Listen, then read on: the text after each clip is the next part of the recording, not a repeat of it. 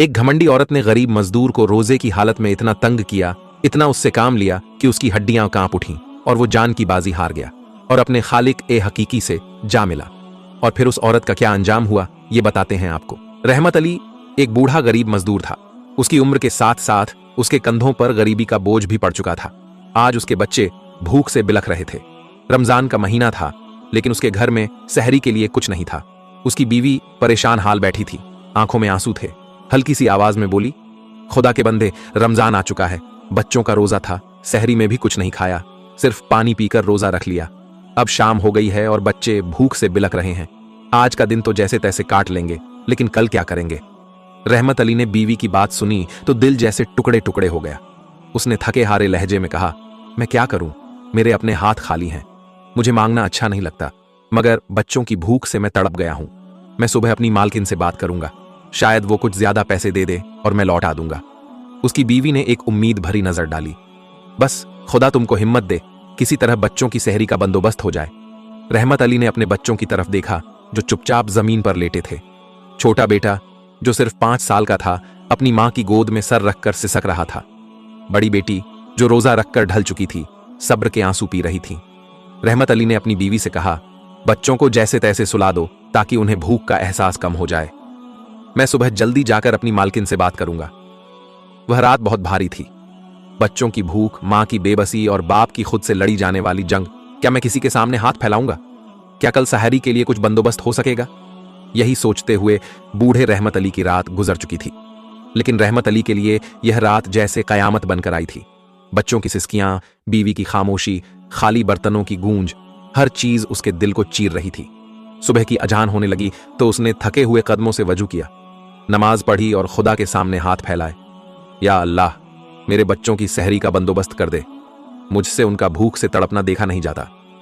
नमाज के बाद वह जल्दी से अपनी पुरानी जूतियां घसीटता हुआ मालकिन के बंगले की तरफ चल दिया। आज वह अपनी खुददारी छोड़कर मदद मांगने जा रहा था और यह उसके लिए सबसे बड़ी आजमाइश थी। बंगले पर पहुंचते ही वह अंदर दाखिल हुआ। उसका दिल तेजी से धड़क रहा था। बड़ी सी खिड़की में मिसेस वीरा, जो कि एक सख्त दिल और घमंडी ईसाई औरत थी, अपने नौकरों पर गुस्सा कर रही थी। वह हमेशा रोजेदारों का मजाक उड़ाती थी, कहती थी, यह भूख प्यास तो जहालत है, रोजा रखने से क्या मिलता है। रहमत अली दबे कदमों आगे बढ़ा। बीबी जी, मैं आपसे कुछ कहना चाहता हूं। मिसेस वीरा ने तिरछी नजरों से उसे देखा। हाँ बोलो जल्दी, मुझे देर हो रही है। रहमत अली के होंठ कांपने लगे। बीबी जी, मेरे बच्चे भूखे हैं, कल भी उन्होंने कुछ नहीं खाया। रमजान का महीना है, सहरी में भी कुछ न था। अगर आप मेहरबानी करें और कुछ एडवांस दे दें तो मैं बाद में लौटा दूंगा। मिसेस वीरा हंसने लगी, एक जहरीली मुस्कान के साथ बोली, ये रोजेदार लोग भी अजीब होते हैं, दिन भर भूखे रहते हैं और फिर शाम को भूख से 2 गुना खाते हैं। अगर तुम्हें इतनी ही भूख लगती है तो रोजा क्यों रखते हो? छोड़ दो ना, मेरे पास कोई अतिरिक्त पैसे नहीं। रहमत अली की आंखों में आंसू आ गए। उसने धीरे से कहा, बीबी जी, मेरे बच्चों की भूख का सवाल है, मैं हाथ जोड़ता हूं, बस थोड़ी मदद कर दें। मिसेस वीरा की आंखों में बेअसी थी। वह कुर्सी पर आराम से बैठ गई और नौकरों को हुक्म दिया, रहमत को किचन से कुछ खाने को दे दो, मगर वही जो बचा हुआ हो। एक नौकर अंदर गया और कुछ ही पल बाद एक डिब्बा लेकर आया। डिब्बा खोला तो उसमें रात का बचा हुआ ठंडा सलन, कुछ बासी रोटियां और मांस की हड्डियां थीं। यह लो, अगर बू भी कितनी ही ज्यादा है तो यह खा लो, मिसेस वीरा ने तंजीले लहजे में कहा। रहमत अली ने वह खाने का डिब्बा देखा, उसका दिल दहल गया। उसकी गैरत ने चीख चीख कर कहा, यह मेरे बच्चों के लायक नहीं, यह जिल्लत नहीं सह सकता। लेकिन दूसरी तरफ उसकी आंखों में अपनी बेटी का मासूम चेहरा घूम रहा था, जो कल अफ्तारी के वक्त सिर्फ पानी पीकर सो गई थी। वह चुपचाप खाने का डिब्बा उठाने लगा, मगर उसके हाथ कांप रहे थे, आंसू उसकी आंखों से बहने लगे। वह अपने आप से जंग कर रहा था। क्या वह यह जिल्लत स्वीकार करेगा? क्या वह अपने बच्चों के लिए अपनी गैरत बेच देगा? मिसेस वीरा हंस रही थी, जैसे उसे किसी की गरीबी का मजाक उड़ाने में मजा आ रहा हो। रहमत अली ने वह डिब्बा उठाया और थोड़ी देर देखता रहा। फिर उसने गहरी सांस ली और धीरे से कहा, मेरी भूख मेरी गैरत से बड़ी नहीं बीबी जी, मैं आपकी खैरात नहीं लूंगा। यह कहकर उसने डिब्बा वहीं रख दिया और खाली हाथ पीछे मुड़ने लगा। रहमत अली शायद अपनी इस कुर्बानी पर फरिश्तों से दुआएं पा रहा था। रहमत अली ने अपने आंसू पोंछे और आसमान की तरफ देखा। या अल्लाह, अगर मैं आज अपने बच्चों को भूखा सुला दूंगा तो भी तेरे सिवा किसी के आगे हाथ नहीं फैलाऊंगा। रहमत अली ने जब मिसेस वीरा द्वारा दिया हुआ खाने का डिब्बा लेने से इनकार किया तो उसके चेहरे पर नफरत भरी मुस्कान आ गई। उसने चीख कर कहा, अच्छा खैरात नहीं चाहिए तो भाड़ में जाओ, लेकिन अभी छुट्टी का वक्त नहीं हुआ, खाने का बहाना मत बनाओ, पहले काम खत्म करो फिर दफा हो जाना। रहमत अली ने बेबसी से सिर झुका लिया। वह जानता था कि अगर आज उसने काम नहीं किया तो कल उसके बच्चों के लिए सहरी का भी कुछ नहीं होगा। बीवी की नम आंखें, बच्चों की भूख से तड़पती हालत, यह सब कुछ उसे बार बार याद आ रहा था।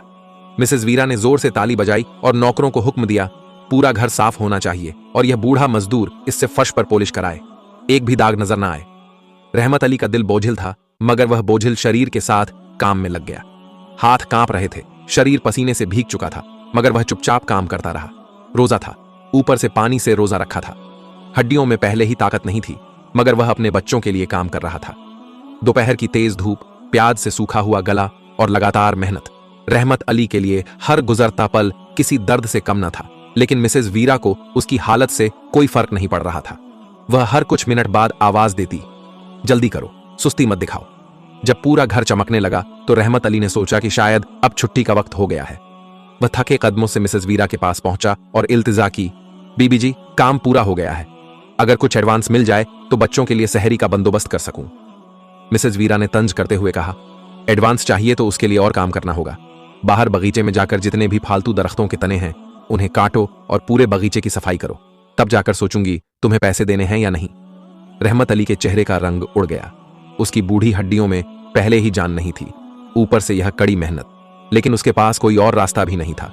वह चुपचाप बगीचे की तरफ चल दिया, जहां जमीन सूख चुकी थी और गर्मी के मारे मिट्टी से धुएं उठ रहे थे। रहमत अली ने दरख्त के तने पर कुल्हाड़ी चलाने की कोशिश की, मगर उसके बाजू कांप रहे थे। रोजे की हालत में भूख और कमजोरी ने उसके शरीर को शल कर दिया था। कुछ वार करने के बाद उसका सिर चकराने लगा और वह जमीन पर गिर पड़ा। वह बेहोश होने के करीब था, मगर वहां कोई रहम खाने वाला नहीं था।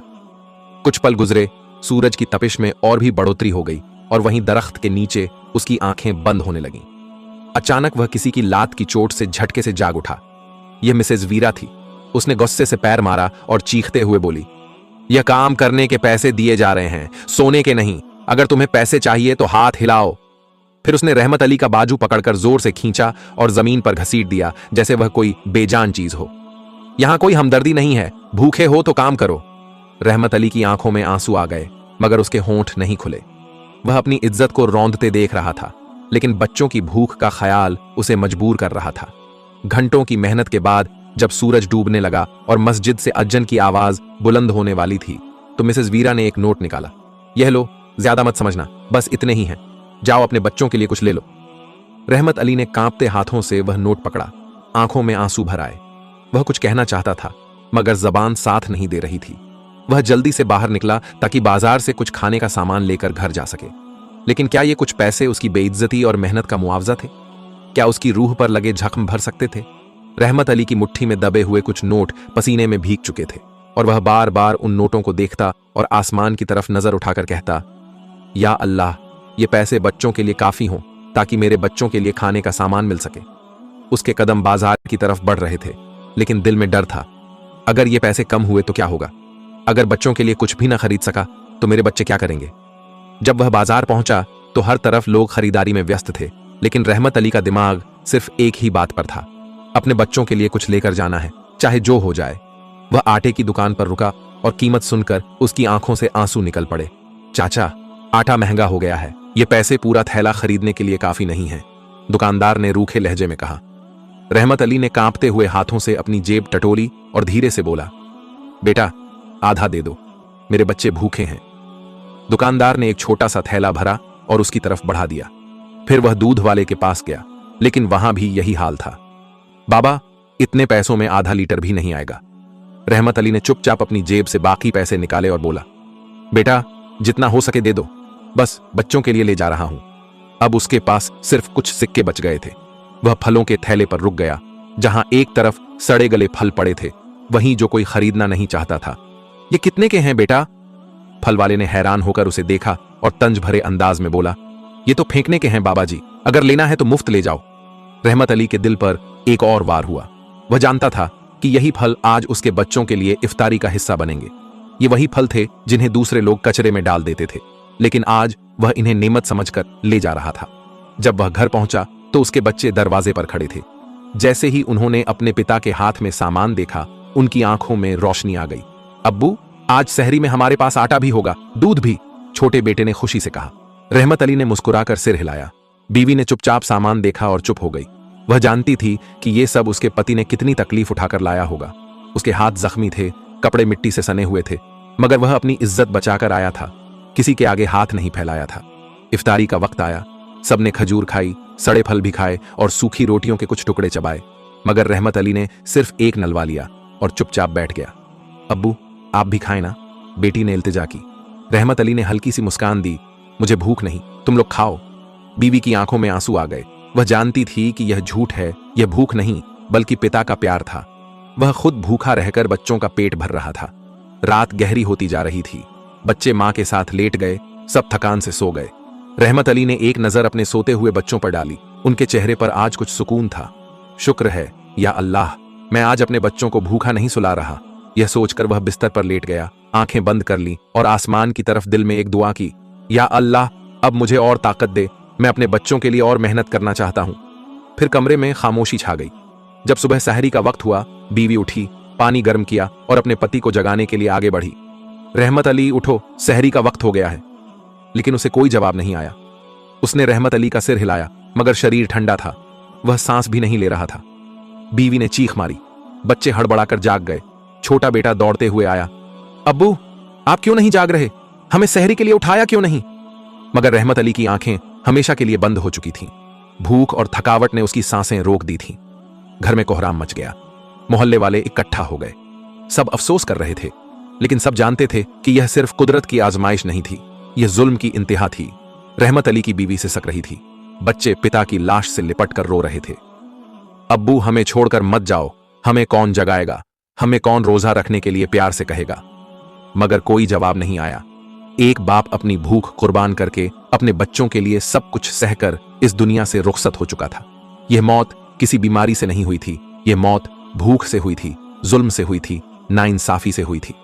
यह कहानी सिर्फ रहमत अली की नहीं थी, यह हर उस मजदूर की कहानी है जो अपने बच्चों के लिए दुनिया के बेरहम लोगों के सामने झुकता है, लेकिन अपनी इज्जत नहीं बेचता। रहमत अली की मीत दफन हो चुकी थी, मिट्टी अभी गीली थी, मगर उसके बच्चों के आंसू सूखे नहीं थे। अब्बू, वापस आ जाओ, हमें छोड़कर मत जाओ। छोटे बेटे की सिसकियां कब्रिस्तान की खामोशी में गूंज रही थीं।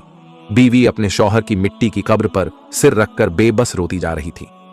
रहमत, तुम चले गए, हम किसके सहारे जिएंगे, हम क्या करेंगे? मोहल्ले की कुछ औरतें उसे संभालने की कोशिश कर रही थीं, मगर उसका दिल किसी हाल में शांति नहीं पा रहा था। उसके सीने में एक तूफान था, एक इंतकाम की आग थी जो उसे बेचैन कर रही थी। रात को जब सब चले गए तो वह चुपचाप अपनी चादर ओढ़कर निकल पड़ी।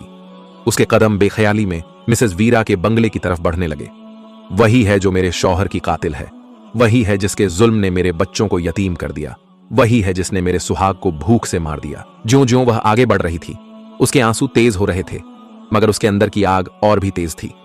जैसे ही वह मिसेस वीरा के बड़े सफेद बंगले के पास पहुंची, दरवाजा खुला था। अंदर झांक कर देखा तो दृश्य ऐसा था कि उसके कलेजे में छुरियां चल गईं। मिसेस वीरा अपने बच्चों के साथ एक बड़ी टेबल पर बैठी थी। सामने ताजे फल, महंगे खाने, गोश्त के एक दूध और हर वो चीज थी जो किसी के लिए ऐशो आराम होती है। वह अपने बच्चों को हंसी खुशी खाने के लिए पलाव डालकर दे रही थी, केक काट रही थी और फल के टुकड़े उनके हाथ में रख रही थी।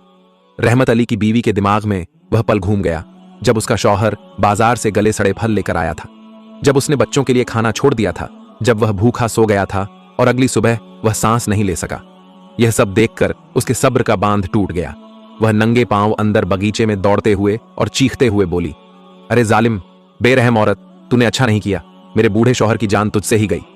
मिसेस वीरा और उसके बच्चे चौंक गए। नौकर दौड़कर आए, लेकिन उससे पहले वह कुछ कर पाते। रहमत अली की बीवी जमीन पर बैठकर रोते हुए बोली, तुझे खुदा का खौफ नहीं आया?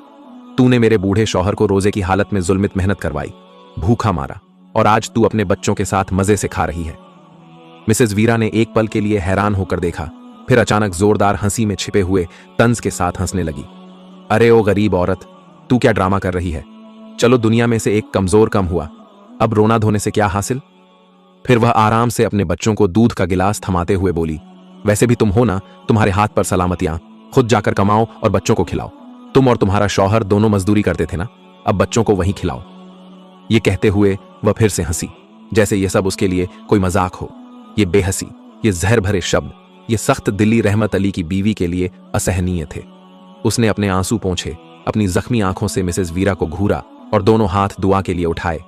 सुन ले मिसेज वीरा, खुदा की लाठी बेजवाब है। देखना एक दिन ऐसा आएगा, तेरे हाथ में भी कटोरा होगा, तू भी हमारी तरह तड़पेगी, तू भी रोएगी, भूख से चीखेगी, लेकिन कोई तुझे खाने के लिए एक टुकड़ा भी नहीं देगा। उसका चेहरा एकदम सख्त हो गया। अरे क्या बकवास कर रही हो? मैं हमेशा अमीर रहूंगी, मुझे कभी भूख नहीं लगेगी, मैं कभी गरीब नहीं रहूंगी। रहमत अली की बीवी ने एक आखिरी बार कहा, याद रखना मिसेज वीरा, तूने एक गरीब की भूख का मजाक बनाया, लेकिन खुदा तुझे ऐसा सबक सिखाएगा कि तू अपनी ये हंसी हमेशा के लिए भूल जाएगी। यह कहकर वह दरवाजे से बाहर निकली। मिसेज वीरा पहले तो हंसी रही, लेकिन जैसे ही दरवाजा बंद हुआ एक सर्द लहर उसके शरीर में दौड़ गई। एक अजीब सी बेचैनी ने उसे जकड़ लिया। यह कैसा एहसास हो रहा है? यह कैसी घबराहट है? क्या वाकई ऐसा कुछ हो सकता है?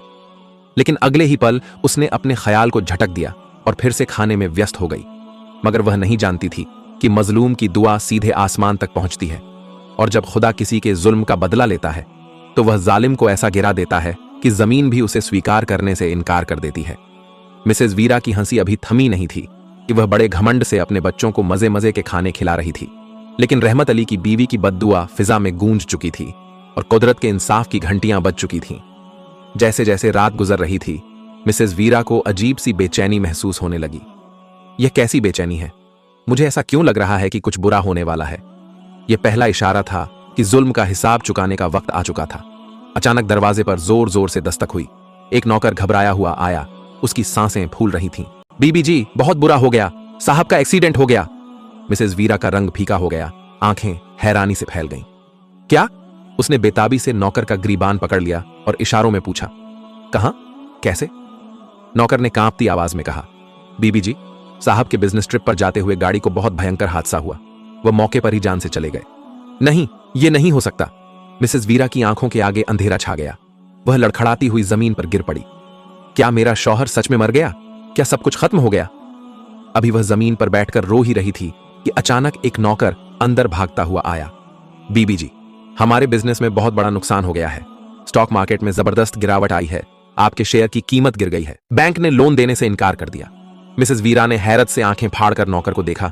यह सब कैसे? एक ही दिन में सब कुछ बर्बाद कैसे हो सकता है? अभी वो ये सब सदमा सहने की कोशिश कर रही थी कि अचानक उसके बच्चे रोते हुए अंदर भागे। मम्मा, पापा कहां हैं? हमें बताओ, वो हमें छोड़कर क्यों चले गए? मिसेज वीरा का दिल जैसे चाकू से कटा जा रहा था। यही वो दर्द था जो उसने खुद दूसरों के बच्चों को दिया था। अब कुदरत ने उसे वहीं लौटा दिया था। रहमत अली के बच्चों ने भी चीख चीख कर अपने बाप को पुकारा था। आज वीरा के बच्चे भी वहीं कर रहे थे। ये सब मेरी बदुआ है, ये सब मेरी गलतियों का नतीजा है। वो अपने बच्चों को सीने से लगाकर झार झार रोने लगी, मगर अब पछताने का कोई फायदा नहीं था। रहमत अली की बीवी की बद्दुआ पूरी हो चुकी थी। मिसेज वीरा अभी तक अपने पति के गम से बाहर नहीं आई थी। वो कभी अपने बच्चों के आंसू पोंछती, कभी खुद को आईने में देखती, कभी अपने बंद होठों पर हाथ रखकर सोचती, आखिर मुझे क्यों नहीं भूल पा रही? मैं तो हमेशा ताकतवर थी, मेरे पास सब कुछ था, फिर सब कुछ एक पल में क्यों छिन गया? लेकिन उसकी आजमाइश का सिलसिला अभी खत्म नहीं हुआ था। कुदरत का इंसाफ भी बाकी था। एक रात अचानक उसके बड़े बेटे को तेज बुखार हो गया। पहले तो मिसेज वीरा ने सोचा कि मामूली सी तबीयत खराब हुई है, मगर जब बुखार 2 दिन से नहीं उतरा और बच्चा कमजोरी से निढाल होने लगा तो उसके दिल में डर बैठ गया। ये क्या हो रहा है? मेरा बेटा क्यों ऐसा हो रहा है? वो उसे तुरंत अस्पताल ले गई। डॉक्टरों ने कई टेस्ट किए और जब रिपोर्ट आई तो उसके पैरों के नीचे से जमीन खिसक गई। बीबी जी, आपके बेटे को एक नई बीमारी लग गई है। ये आम बीमारी नहीं है, इसका इलाज लंबा और महंगा है, और अगर तुरंत इलाज ना हुआ तो। मिसेज वीरा के दिमाग पर बिजली गिरी। वो लड़खड़ाकर बैठ गई। नहीं, मेरा बेटा कहीं नहीं जाएगा, मैं उसे नहीं खो सकती। डॉक्टर ने बताया कि इलाज के लिए हर महीने लाखों का खर्च होगा, स्पेशल दवाइयां, महंगे टेस्ट और लगातार इलाज की जरूरत होगी। मिसेज वीरा ने तुरंत अपने अकाउंट चेक कराए, मगर पति के मरने के बाद बिजनेस पहले ही जवाल का शिकार था और जायदाद पर भी बैंक का कर्ज चढ़ चुका था। अब मैं क्या करूं? कहां से इतना पैसा लाऊं बेटे की बीमारी के इलाज के लिए? पहले फैक्ट्री बेची, फिर घर के जेवर, फिर जायदाद, फिर गाड़ियां, मगर बीमारी थी कि कम होने का नाम ही नहीं ले रही थी। यह कैसे मुमकिन है? मैं सब कुछ बेच रही हूं, फिर भी मेरे बेटे की हालत बिगड़ती जा रही है। जब कोई रास्ता न बचा तो उसे वहीं आलिशान घर भी बेचना पड़ा जहां कभी वो दूसरों को तुच्छ समझती थी, जहां उसने रहमत अली की भूख का मजाक उड़ाया था। वो घर जिसकी दीवारों में कभी हंसी खुशी की आवाजें गूंजती थीं, आज उस पर खामोशी का राज था। ये मेरा ही घर था, मैं इस घर में राज करती थी और आज मैं दरबदर हो रही हूं। आखिरकार सब कुछ खत्म हो गया, पैसा, जायदाद, पति, इज्जत, मगर बीमारी फिर भी खत्म नहीं हुई। अब अस्पताल में डॉक्टर ने 2 टूक कह दिया कि अब इलाज के लिए और पैसे लगेंगे, वरना हम कुछ नहीं कर सकते। मिसेस वीरा के हाथ खाली थे। वो डॉक्टर के सामने हाथ जोड़कर बैठ गई। मेरे बेटे को बचा लो, मैं उसके बिना मर जाऊंगी। डॉक्टर ने सर्द लहजे में कहा, पैसा नहीं है तो इलाज नहीं हो सकता। ये वही शब्द थे जो कभी उसने रहमत अली से कहे थे, भूखे हो तो काम करो, मेरे पास अतिरिक्त पैसे नहीं हैं। आज वो खुद बेबसी की तस्वीर बन चुकी थी। आज वो खुद एक एक पैसे के लिए तरस रही थी, मगर कोई उसकी मदद करने को तैयार नहीं था। अब वही कटोरा उसके हाथ में था। वो अस्पताल से निकली और बाहर बेंच पर बैठकर रोने लगी। या खुदा, मैं इतनी बेबस हो गई हूं। मैं कल तक अमीर थी, मेरे पास सब कुछ था, और आज मैं एक भिखारी बन गई हूं। उसने अपनी झोली फैलाई, मगर कोई उसकी मदद करने वाला नहीं था। बद्दुआ पूरी हो चुकी थी। वो जो दूसरों को तुच्छ समझती थी, आज खुद एक भिखारी बन चुकी थी। आज वो फुटपाथ पर बैठी थी, सिर झुका हुआ था, होंठ और आंखों में एक सवाल था, या खुदा, ये मेरे साथ क्या हो रहा है। वक्त ने उसे एक ऐसा मुकाम दिखा दिया था जिसका उसने कभी ख्वाब भी नहीं देखा था। जो हाथ कभी दूसरों पर हुक्म चलाते थे, आज वही सवाल कर रहे थे। वो गली गली दर दर भीख मांगने लगी। वो बाजारों में हाथ फैलाने लगी, वही बाजार जहां वो कभी महंगी शॉपिंग किया करती थी। बीबी जी, खुदा के लिए कुछ दे दो, मेरा बेटा बीमार है, उसे बचा लो। लेकिन लोग उसे तिरछी नजर से देखते, हंसते और आगे बढ़ जाते। हट यहां से, हम भिखारियों को दान नहीं देते। ये वही शब्द थे जो कभी उसने किसी गरीब के लिए कहे थे। आज वही शब्द उसके दिल में जहर की तरह उतर रहे थे। यह सब मेरी गलतियों की सजा है। मैंने जो किया था वो सब मेरे साथ हो रहा है। एक दिन वो दर दर भटकते हुए एक ऐसे दरवाजे पर जा पहुंची जहां किस्मत ने जालिम और मजलूम का सामना लिख दिया था। ये वही घर था जहां रहमत अली की बीवी और उसके यतीम बच्चे रह रहे थे। मिसेस वीरा के कदम रुक गए, दिल तेजी से धड़कने लगा। यह मैं कहां आ गई हूं? ये वही घर है जहां मैंने जुल्म किया था। उसके दिमाग में एक झटका लगा। उसे वो पल याद आया जब उसने रहमत अली को, जो कि दया की भीख मांग रहा था, झिड़क कर भगा दिया था। अब वो खुद उसी जगह खड़ी थी, हाथ जोड़े, आंखों में आंसू, आवाज कांप रही थी। बाजी, खुदा के लिए मेरे बेटे की जान बचा लो। रहमत अली की बीवी दरवाजे पर खड़ी थी। जैसे ही उसने मिसेस वीरा को देखा, उसके चेहरे पर हैरानी, गुस्सा और दुख का एक अजीब सा मिश्रण था। यह वही औरत है जो मेरे शौहर की कातिल है। उसकी आंखों में नफरत भर आई, लेकिन फिर भी उसने खुद को संभाला। तुझे याद है, यह वही दरवाजा है जहां मेरे शौहर भी इस तरह खड़ा था, भूख से बिलक बिलक कर अपने बच्चों के लिए एडवांस मांग रहा था, और तुमने उसे झिड़क कर भगा दिया था। मिसेस वीरा आंसू बहाती हुई बोली, मैं बहुत पछता रही हूं। मैं एक मां हूं, मेरा बेटा मर रहा है। रहमत अली की बीवी की आंखों में चमक आई, जैसे वो कोई फैसला कर रही हो। देखा, मैंने कहा था ना कि एक दिन तेरा हाथ में भी कटोरा होगा। आज तू भी वहीं तड़प रही है जो मेरे बच्चों ने सही थी। ये वही हाथ थे जो कल तक दूसरों पर हुक्म चलाई थी। ये वही जुबान थी जो गरीबों का मजाक उड़ाती थी। लेकिन आज वक्त ने सब उलट दिया। आज वही औरत जिसे अपनी दौलत पर नाज था, रहमत अली की बीवी के दरवाजे पर झुकी खड़ी थी। रहमत अली की बीवी के दिल में गुस्सा भी था, दर्द भी था, और इंसाफ की तलब भी थी। यह वही दरवाजा है जहां मेरे शौहर ने रहम की भीख मांगी थी, लेकिन तुझे कोई रहम नहीं आया। यह वही घर है जहां तूने मुझे झिड़का था, मेरे बच्चों की भूख का मजाक उड़ाया था। आज तुझे भी वही भूख लगी है। आज तेरे बच्चे भी उसी तकलीफ में हैं। मिसेस वीरा कांपती हुई आवाज में बोली, मैंने गलती की, मैं गुनहगार हूं, लेकिन मेरे बच्चे ने क्या बगाड़ा है? वो मासूम है। यह सुनकर रहमत अली की बीवी के चेहरे पर एक पल के लिए हल्की सी लहर आई, क्योंकि वो जानती थी कि मां के लिए बच्चे की तकलीफ सबसे बड़ी सजा होती है। लेकिन फिर उसके दिमाग में वो पल आया जब रहमत अली ने कहा था, मैं मांग नहीं सकता, मेरी गैरत ये गवारा नहीं करती। और आज वही गैरतमंद बाप मिट्टी में दफन था, क्योंकि मिसेस वीरा ने उसे मजबूर कर दिया था। यह पल अब निर्णायक था। क्या वो भी वही करे जो मिसेस वीरा ने रहमत अली के साथ किया था? क्या वो भी दरवाजा बंद कर दे और उसे भूखा तड़पने के लिए छोड़ दे, या वो अपनी इंसानियत का सबूत देकर उसे माफ करके एक नया सबक दे? रहमत अली की बीवी ने गहरी सांस ली, आंखों में आंसू आ गए और धीरे से बोली, जाओ, मैं तुम्हें माफ करती हूं, लेकिन याद रखना, अगर खुदा चाहे तो पल भर में किसी का तख्त जमीन पर गिरा देता है। कभी घमंड न करना। यह सुनते ही मिसेस वीरा ने जमीन पर सिर रख दिया। वो रो रही थी, चिल्ला रही थी और अपनी गलतियों पर पछता रही थी। रहमत अली की बीवी ने कुछ राशन, दुआ के लिए पैसे और एक पुरानी चादर दी। ये सब ले जाओ और जाकर अपने बेटे को बचाओ। मिसेस वीरा ने हाथ जोड़कर धन्यवाद कहा, लेकिन जैसे ही वो जाने लगी, अचानक एक हैरान करने वाला हादसा हुआ। बीबी जी, बड़ी खबर है। एक नौकर दौड़ता हुआ, आंखें फूली हुई थी, चेहरा जर्द। मिसेस वीरा और रहमत अली की बीवी ने हैरानी से पूछा, क्या हुआ? वो अस्पताल जहां आपका बेटा है, वहां एक बहुत बड़ा हादसा हो गया है। मिसेस वीरा का दिल जैसे बंद होने लगा, उसके कदम लड़खड़ाने लगे। उसने जैसे ही नौकर की बात सुनी, उसके शरीर में एक खौफनाक झटका दौड़ गया। वो बेतहाशा भागती हुई, ठोकरें खाती हुई, दिमाग में अजीब सी गूंज चल रही थी। जब वो अस्पताल पहुंची तो वहां एक डरावना दृश्य था। इमारत के अंदर धुआं भर हुआ था, लोग इधर उधर भाग रहे थे। अस्पताल में एक जोरदार धमाका हुआ था, जिसकी वजह से कई वार्ड्स में आग लग गई थी। मरीज चीख रहे थे, डॉक्टर और नर्सें उन्हें बाहर निकालने की कोशिश कर रहे थे, लेकिन हर तरफ अफरा तफरी थी। मिसेस वीरा दीवाने की तरह अपने बेटे के वार्ड की तरफ भाग रही थी, लेकिन जैसे ही वो दरवाजे तक पहुंची, एक नर्स ने उसे रोक लिया। अब वो अस्पताल के बाहर जमीन पर बेजान सी बैठी थी। उसके आंसू सूख चुके थे, चीखें दब चुकी थीं और वो शौक की हालत में थी। ये सब मेरे साथ कैसे हो गया? अब उसके पास कुछ भी नहीं था। पति मर चुका था, जायदाद बिक चुकी थी और आज उसका बेटा भी हमेशा के लिए चला गया था। मगर एक चीज बाकी थी, कुदरत का आखिरी फैसला। मिसेस वीरा अस्पताल के बाहर खड़ी थी। अभी वह अपने बेटे की बेजान लाश को देख रही थी। उसका दिमाग सुन्न हो चुका था, सांसें रुक रही थीं, आंखें पत्थर सी हो चुकी थीं। वह जमीन पर गिर गई, उसके होंठ कांप रहे थे और जबान पर बस एक ही वाक्य था, यह बद्दुआ थी। मैंने एक नेक इंसान की बद्दुआ ले ली। उसे वह दिन याद आया जब रहमत अली ने हाथ जोड़कर कहा था, बीबी जी, मेरे बच्चे भूखे हैं, खुदा तुम्हें अज्र देगा, बस कुछ दे दो। वह हंसकर बोली थी, अगर अल्लाह होता तो तुम्हारी मदद करता।